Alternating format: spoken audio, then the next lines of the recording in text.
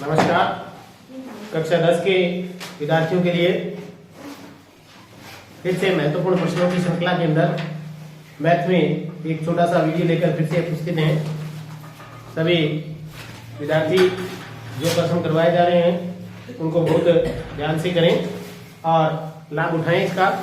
कल हम 25 प्रश्नों तक कर चुके थे, आज 26 नंबर क्वेश्चन का नंबर है और 26 नंबर हमारा क्वेश्चन है वो है दो संख्याएं हैं जिन संख्याओं में एक तो a है, दो संख्याएं a व 18 का HCF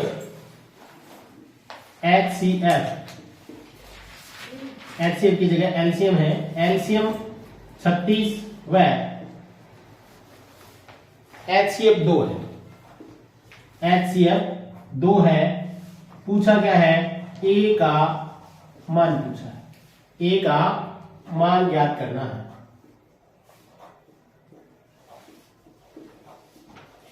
सबसे महत्वपूर्ण प्रश्न है, इस प्रकार के प्रश्न पूछे जाते हैं। a दिया है, क्या दिया है? a वह इसका 18 का एलसीएम वह HCF।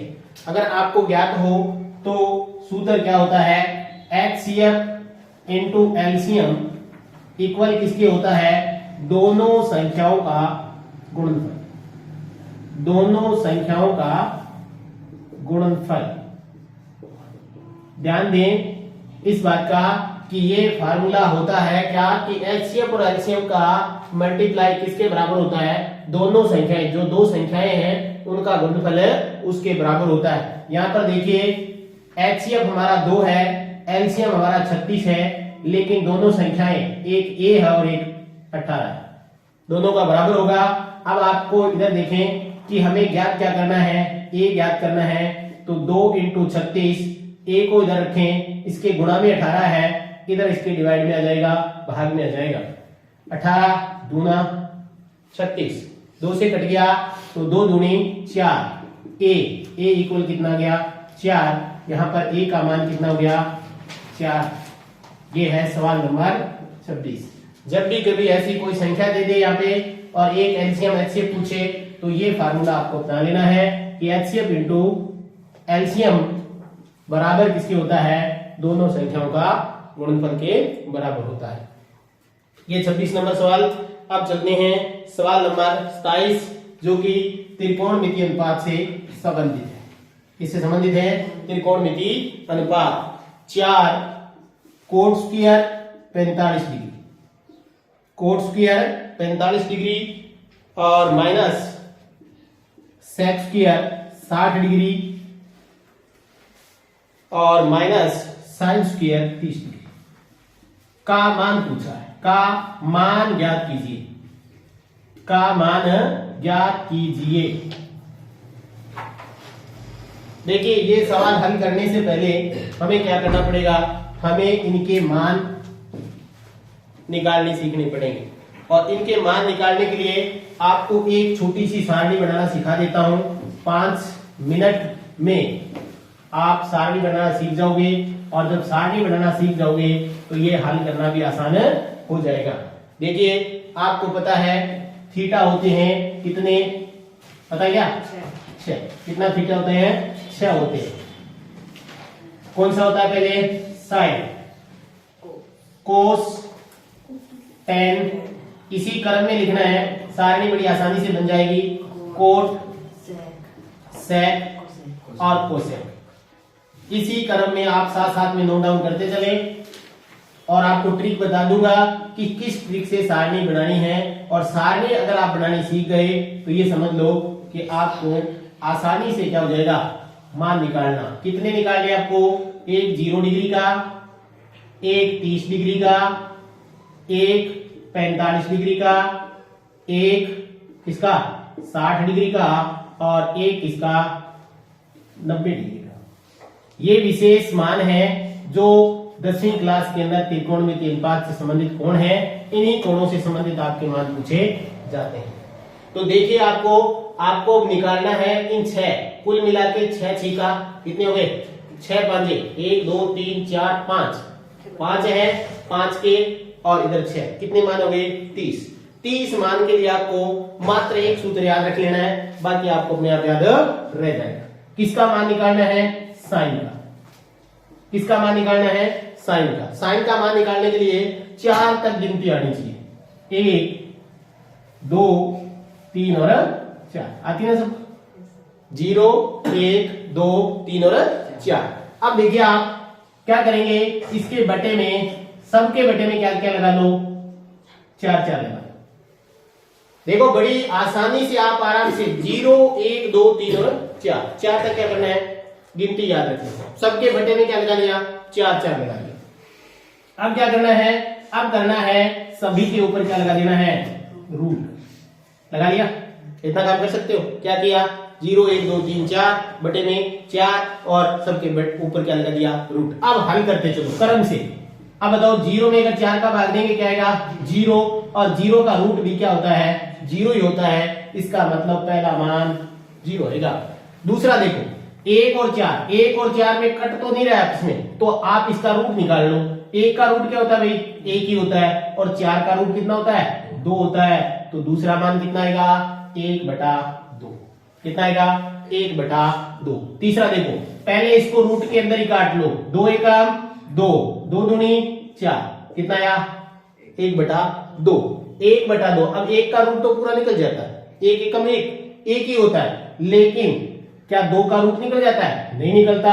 नहीं निकलेगा तो क्या करेंगे, इसके ऊपर रूट लगा देंगे, तो क्या आएगा 1/2। अब देखो 3 और 4 कट रहे क्या, नहीं कट रहे हैं, नहीं कट रहे तो इनका रूट लगा दो। कैसे लगाओगे, √3/2। कैसे, 3 का रूट निकलता है क्या, नहीं निकलता, इसलिए रूट लगा दिया। 4 का तो रूट कितना होता है, 2 होता ही है, तो √3/2। किसका मान, साइन 60 का। कितना आया, √3/2। अब ध्यान दो, 4 में 4 का भाग देंगे क्या करें, 1 का वर्गमूल क्या होता है, 1। तो क्या गया, साइन का मान कंप्लीट हो गया है। पांचों मान आ गए। कितने मान है, 5 मान, 0 1/2 1/√2 √3/2 और 1। इसका मान आया ये साइन का। क्या ट्रिक है, देखो 0 1 2 3 और 4, सबके बटे में क्या लगाओ, 4 4 लगाओ, और सबको हल कर दो क्रम से। हल करने का तरीका आपको बता दिया, इस तरह से हल करो और हल करके क्रम से लिखते जाओ, आपका साइन का मान प्राप्त हो जाए। प्राप्त हो गया ना। अब साइन का मान प्राप्त हो गया तो कोस का कोई दिक्कत नहीं है। 90 वाला कहां ले आओ, 0 पर ले आओ। 60 वाला कहां पे ले आओ, 30 पे ले आओ। 45 वाला जहां है वहीं रख लो, ये यहां ले जाओ और ये कहां ले जाओ, अंत में ले जाओ। समझ में आया कुछ, अरे कुछ समझ में आया क्या, यानी 0 वाला 90 वाला 0 पे, 60 वाला 30 पे, 45 वाला 45 पे, और 30 वाला 60 का, और 60 ये 90 वाला 0 वाला 90 के स्थान पर। ये साइन और कोस के मान हो गए ना, एक ही सूत्र से 2 मान हो गए। अब तीसरा देखो, साइन के बाद में देखो tan आ रहा है, tan आ रहा है ना।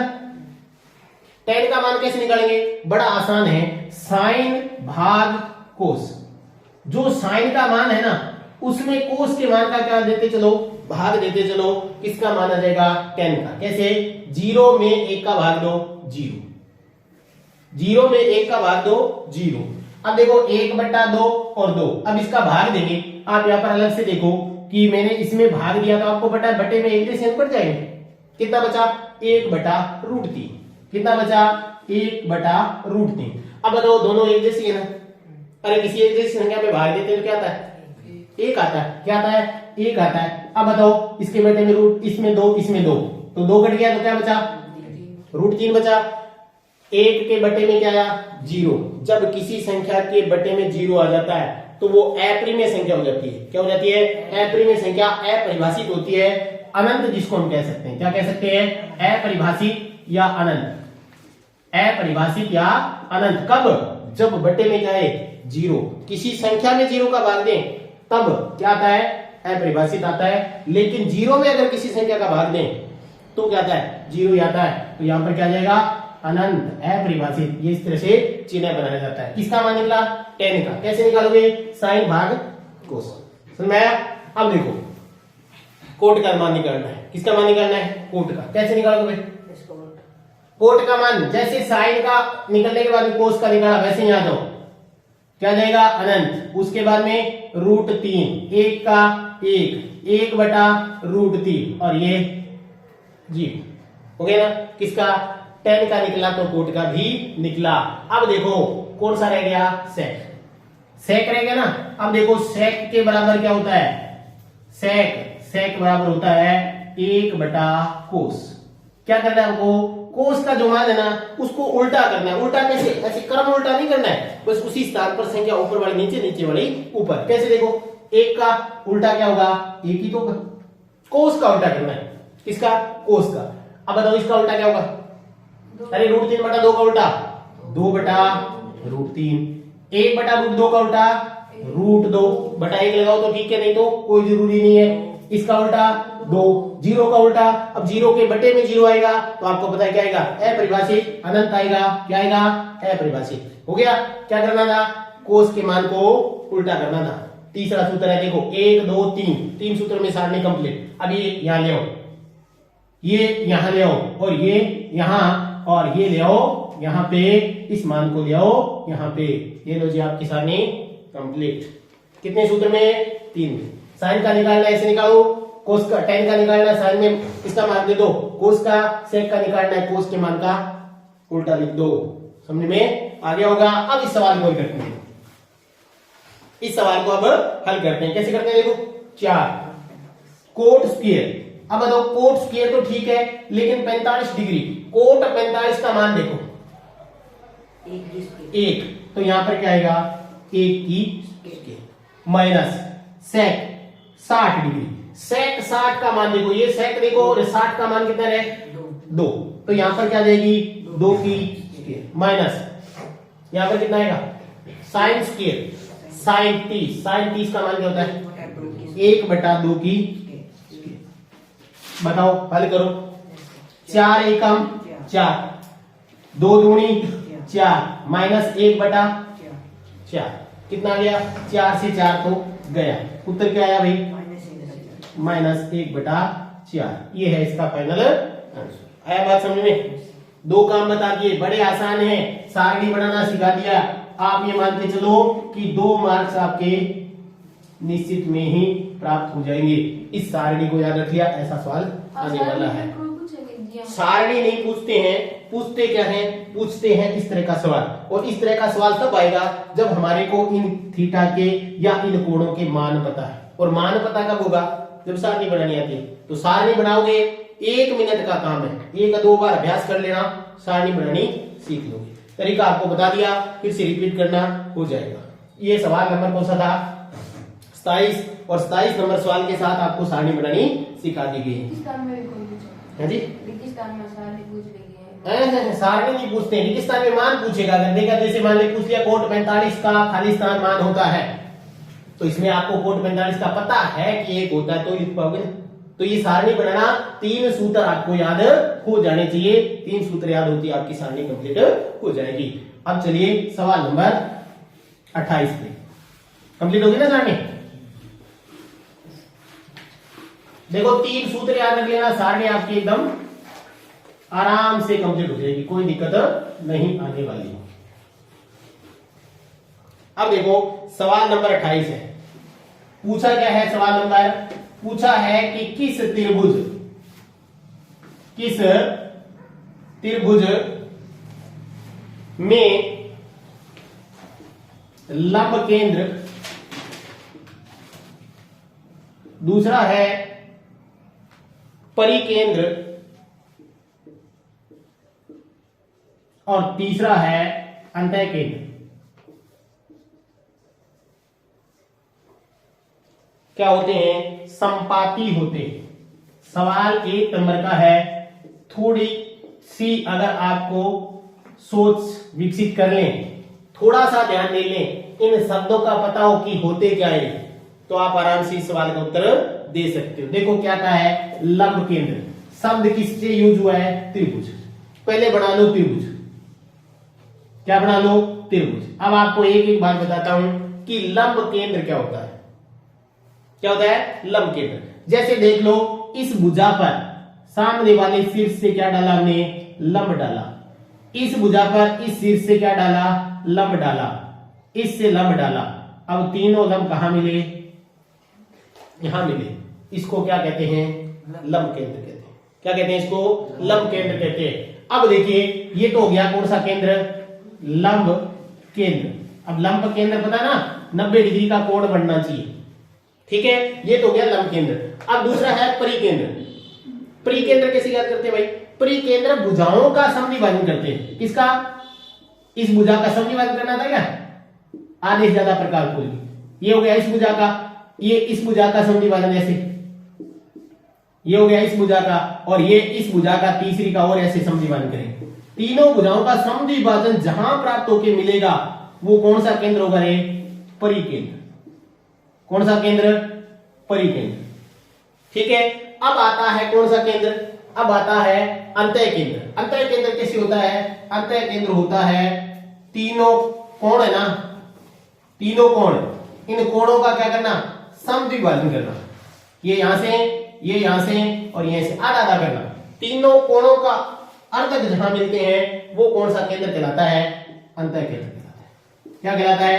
अंतः केंद्र। अब आपको बात समझ में आ गई, अंतः केंद्र क्या है, लंब केंद्र क्या है और परिकेंद्र क्या है? अंतः केंद्र देखो कोण है ना, कोण, प्रत्येक कोण, उस कोण का समद्विभाजन करना, मतलब उसका आधा। देखो ये इस तरह से मान लो कि कोई कोण है, जैसे ये कोण बना, सिर्फ कोण बताता हूं, इस कोण का समद्विभाजन करना, यहां प्रकार कैसे घुमाते हैं, यहां से इधर चाप लगा लेते हैं, इधर से चाप लगा लेते हैं, आधा हो गया। अर्धक खींचना, वो आधा करते ना, वो जहां तीनों मिलते हैं वो क्या कहलाता है? अंतः केंद्र। अब ये कह रहा है संपाति। संपाति का मतलब तीनों चीजें एक जगह आनी चाहिए, वही लंब केंद्र होना चाहिए, वही परिकेंद्र और वही अंतः केंद्र। ऐसा किस त्रिभुज में आता है? किस त्रिभुज में आता है? ऐसा आता है, उत्तर इसका होगा सिर्फ और सिर्फ नाम क्या है? समबाहु त्रिभुज। उत्तर क्या है इसका? समबाहु त्रिभुज। समबाहु त्रिभुज एक ऐसा त्रिभुज है जिसका परिकेंद्र भी वही आएगा, लंब केंद्र भी वही आएगा और अंतः केंद्र भी वही आएगा, तीनों संपाती होंगे। ये सवाल नंबर 28 कंप्लीट। ये परिकेंद्र, परिकेंद्र भुजाओं का समद्विभाजन, भुजाओं का आधा आधा करते हैं, भुजाओं का आधा आधा करते हैं, और जहां इन तीनों के आधे आधे जहां मिलते हैं एक जगह, उसको क्या कहते हैं? परिकेंद्र कहते हैं। भुजाओं का आधा आधा, हाँ, आधे से ज्यादा प्रकार खोल के समद्विभाजन करते हैं। भुजाओं के समद्विभाजक जहां मिलते हैं वो कहलाता है परिकेंद्र। ये हो गया आपका सवाल नंबर कौन सा? 28 नंबर सवाल। अब चलते हैं सवाल नंबर कौन से पे? 29 नंबर सवाल पे। बड़ा आसान सा सवाल है, और सवाल है यूक्लिड विभाजन से। याद है क्या? यूक्लिड विभाजन एल्गोरिथम से क्या करना है?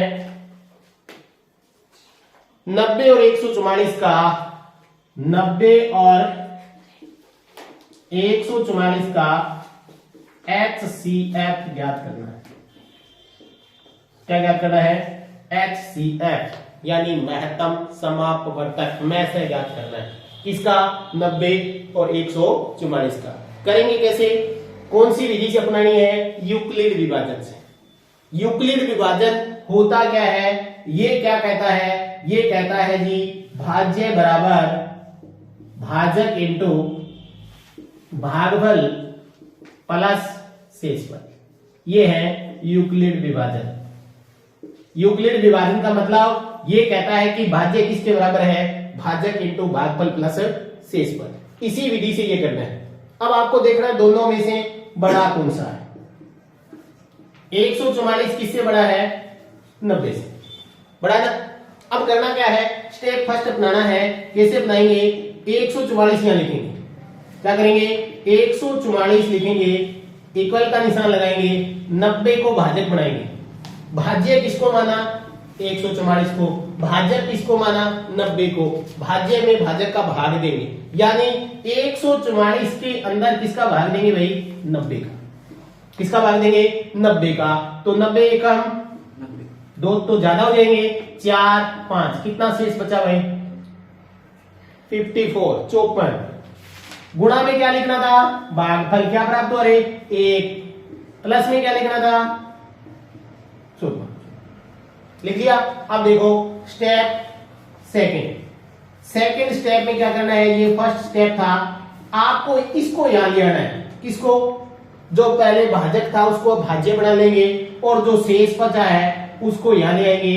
अब करेंगे फिर से भाग, इसमें 90 में 54, 90 में किसका भाग देंगे रे? 54 का। 54 एकम कितना बच गया रे? 6, 8 में से 3, 36 बच गया। कितना बच गया? 36 बच गया। 1 तक पढ़ा, प्लस कितना आया? 36। इसी विधि से चलता जा रहा हूं, शेष फल प्लस कर रहा हूं, भागफल गुणा में लिख रहा हूं, बराबर भाज्य। अब step number third number step में क्या करना है, देखो इस 54 को यहां ले आएंगे, 36 को भाजक बना लेंगे। अब आपको पता है फिर 36 एकम 36 ही होगा, 36 गुणा 72 तो ज्यादा हो जाता है। फिर कितना बचेगा शेष? 18 बचेगा।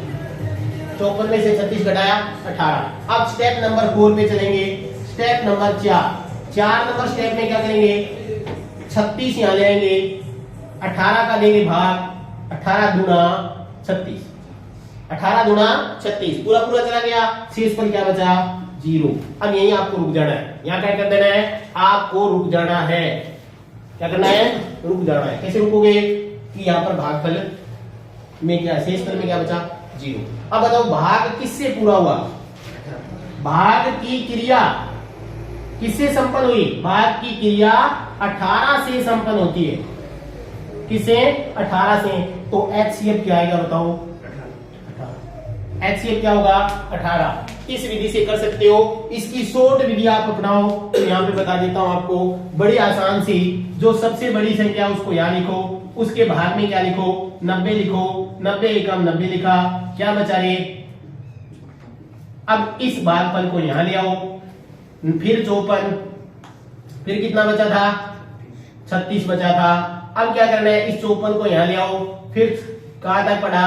1 तक पढ़ा, कितना बचा? 18। अब इस 36 को यहां ले आओ, 36 गुणा ये 18 गुणा 36, क्या बचा? 0। किससे बचा? 18 से। तो HCF कौन सा आया? 18। ये आ गया आपका HCF।